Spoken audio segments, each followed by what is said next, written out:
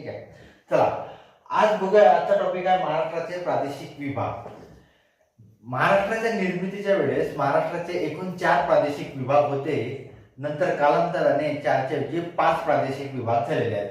तर त्यांचा आपण उतरत्या क्रमाने बघूया. सगळ्यात मोठा प्रादेशिक विभाग म्हणजे विदर्भ.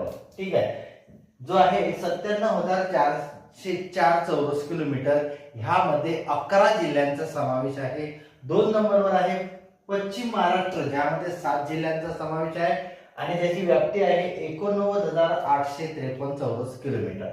नंबर 3 वर आहे मराठवाडा, ज्यामध्ये 8 जिल्हे आहेत आणि 64,813 चौरस किलोमीटर आहे. 4 नंबरवर आहे कोकण, ज्यामध्ये 7 जिल्हे आहेत आणि जो आहे 30,728. आता जर क्षेत्रफळाच्या दृष्टीने जर बघितलं तर विदर्भ हा कोकणाच्या तिप्पट आहे, जो की 97,404 चौरस किलोमीटर आहे विदर्भ आणि 30,728 चौरस किलोमीटर आहे कोकण.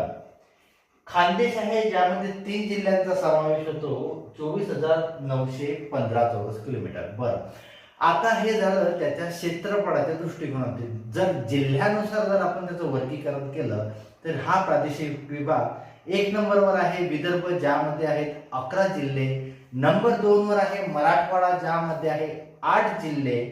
नंबर 3 वर पश्चिम महाराष्ट्र आणि कोकण, ज्यामध्ये 7 जिल्हे आणि सर्वात शेवटी म्हणजे खानदेश, ज्यामध्ये आहेत 3 जिल्हे.